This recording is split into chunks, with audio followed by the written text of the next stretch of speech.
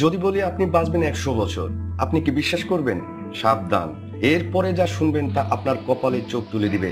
বর্তমান গড়ায়ু মাত্র 73 বছর, কিন্তু বিজ্ঞানীরা বলেছেন 2050 সালে মানুষ বাঁচবে 1000 বছর। কিভাবে? আসুন জেনে নেই এই গোপন প্রযুক্তির রহস্য।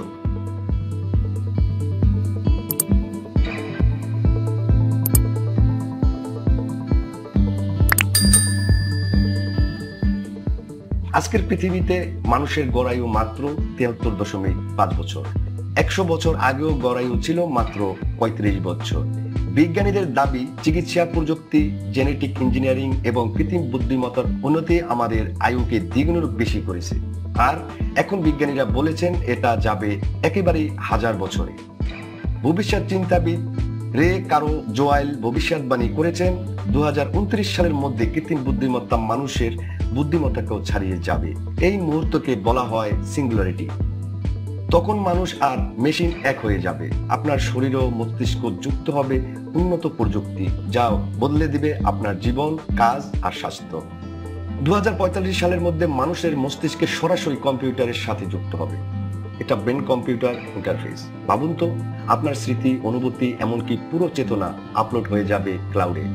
আপনি শারীরিকভাবে মারা গেলেও আপনার ডিজিটাল সত্তা টিকে থাকবে চিরকাল।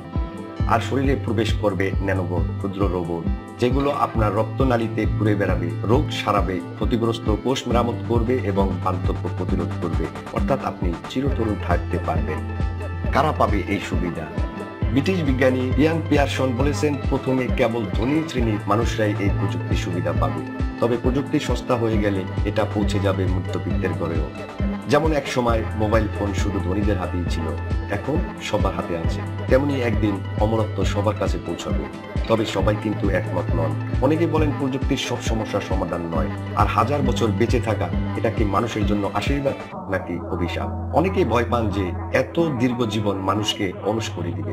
আবার কেউ কেউ মনে করেন দীর্ঘ জীবন মানে শেখার, গড়ার আর উন্নতির জন্য অসীম সময়। তাহলে আপনি কি মনে করেন বিজ্ঞানীদের এই ভবিষ্যৎবাণী সত্যি হবে? কমেন্ট করে জানান আপনার মতামত।